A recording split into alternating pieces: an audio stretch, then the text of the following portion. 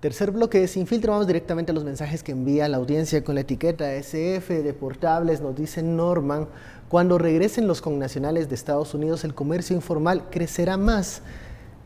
¿Quedarán a la suerte del alcalde? Siguiente mensaje, Juan Carlos Martínez, SF de Portables: si son personas con antecedentes delictivos en Estados Unidos, ¿cuánto aumentará la delincuencia en el país? No sé si las autoridades tienen pensado eso.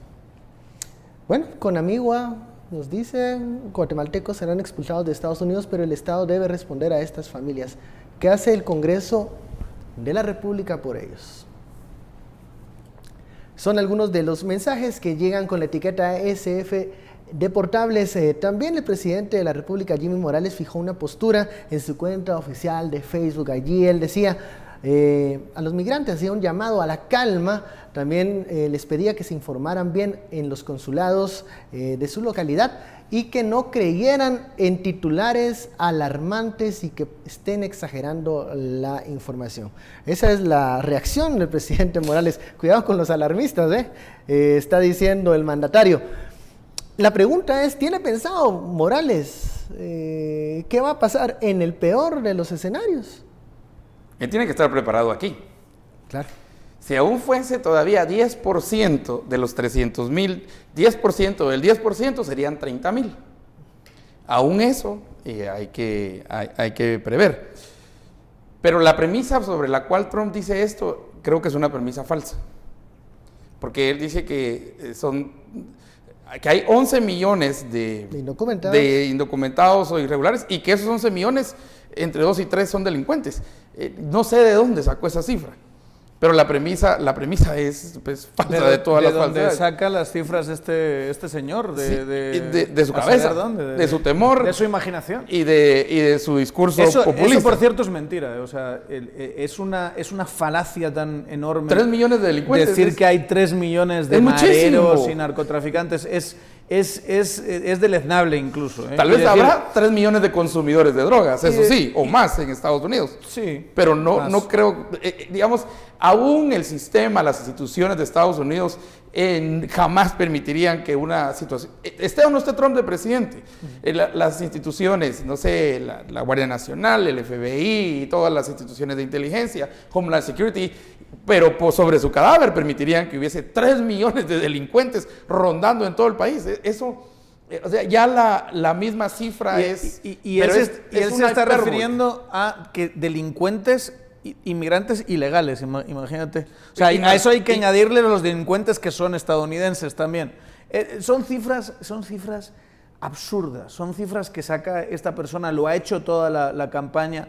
Le han demostrado cientos y cientos de mentiras, y aún así ha ganado el discurso nacionalista, proteccionista, conservador, porque claramente hay una parte de la población que identifica que los problemas están en cosas como esa, ¿no? En inmigrantes que quitan trabajos a esa clase trabajadora que en última instancia votó a Trump. Pero una vez más, y lo hemos visto hasta cierto punto, Trump ha llegado ya a sentirse presidente, es presidente electo, y ha moderado su discurso. Incluso este discurso en migración es bajarle 2 o 3 tonos al que tenía antes. Y si comparan ciertas cosas que dijo en campaña sobre construir el muro y cómo iba a ser el muro, y de repente empieza a hablar, va a haber algunas partes que van a ser más verjas que otra cosa, y obviamente ese es otro caso de algo imposible de cumplir. O sea, es geográficamente imposible hacer